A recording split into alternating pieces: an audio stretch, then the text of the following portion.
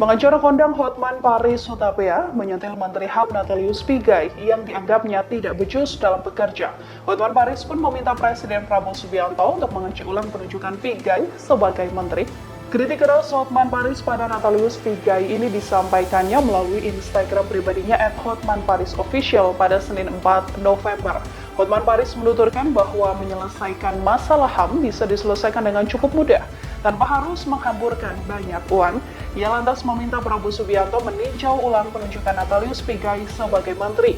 Menurut Hotman, dulunya Prabowo Subianto kerap mendengarkan masukan dan nasihat dari dirinya, sehingga kini Hotman Paris meminta Pigai dikaji agar tidak terus berulah.